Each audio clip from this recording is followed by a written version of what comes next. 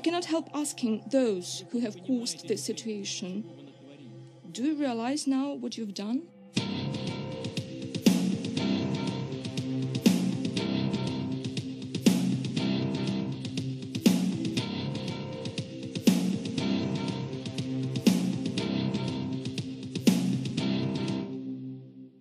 Speaking nearly a month ago, President Vladimir Putin at the International Economic Forum in St. Petersburg, Russia, warned the group of international journalists there repeatedly that Europe, the United States, and Russia were drifting towards full-scale war. We know year by year what's going to happen, and they know we know. It's only you that they tell these fables and you buy it and spread it to the citizens of your countries. Your people do not feel a sense of the impending danger. This is what worries me. How do you not understand that the world is being pulled in an irreversible direction? That is the problem. But they pretend like nothing's going on. I don't even know how to get through to you people anymore. And the big news is, a month later, almost a month later, after we first reported on it, in mid-June, there has been almost no Western coverage of it at all. And that's exactly what Putin was getting at.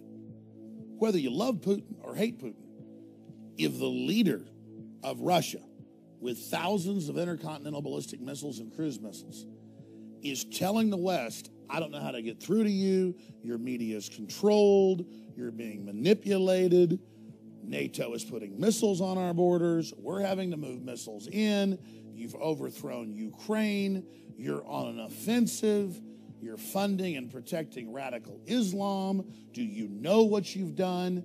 Do you know what you've done, as he said at the UN, destabilizing the Middle East? Why are you doing this?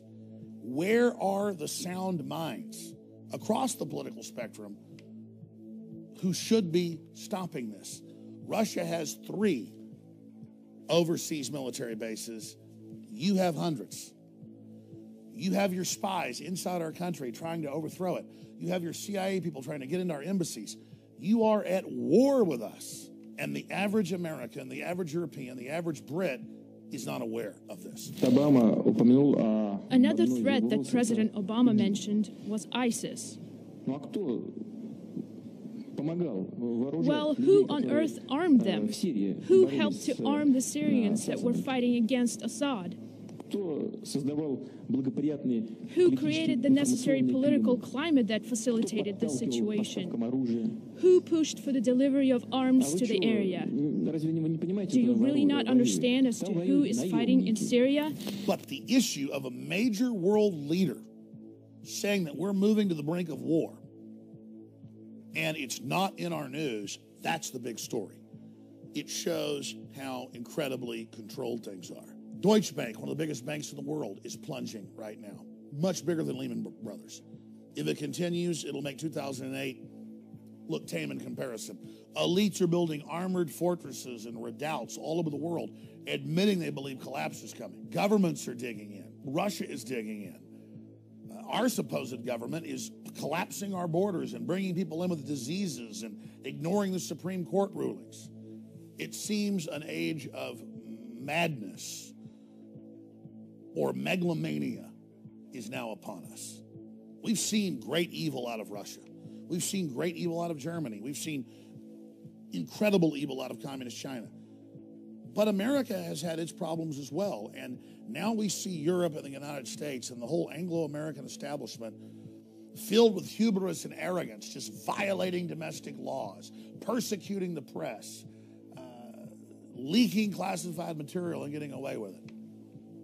This is the stuff that collapses and major wars and calamities are made of. And most historians point out the parallels between the start of World War I and what we now see happening today, and the parallels with the start of World War II and the climate politically we see today.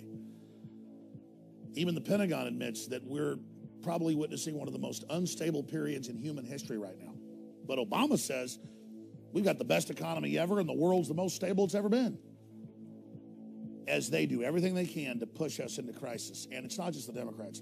They have their establishment Republican cohorts that are working with them. I have never been more concerned about what's happening on the planet today. And if we're able to raise the alarm, you, the freedom lovers out there, the people that want to have a civilization, the people that don't want to have war, if we're able to come together, whether we be black, white, old, young, conservative, libertarian, Catholic, Muslim, whatever it is, we cannot continue to have these conflicts. We cannot continue to have this globalist crisis brand where they stir up the problems, exacerbate the crises, and then gain power out of it. Because all the money in the world is going to be worthless if we have a major nuclear war. And that's what the Russian foreign minister and many others say we're going towards. And Putin is now begging with the press to trigger some type of debate and saying, I can't believe how none of this gets through to the people of the West. Please spread this video far and wide, and hopefully it will spur a debate that can cause some type of chain reaction that reverses our course, or at least changes our course from assured Armageddon. 20 years ago, I would interview people like Nigel Farage, the head of UKIP, when they had a couple members of the British Parliament and a couple members of the EU Parliament. Now it's the fastest growing party in Europe. They just had the British exit, the Brexit successfully. Nationalism and anti-globalism is rising. I have seen the power of the people when we take action. And sure, our elites are decadent. Sure, they're inbred. Sure, they're very, very narcissistic and disconnected. But they will pay attention when we, the people, force the issue. And we are forcing the issue on this, as well as many other issues going on here in the United States and around the world. I'm Alex Jones signing off for Infowars.com. If you're watching or listening to this transmission, you are the hope. You are the resistance.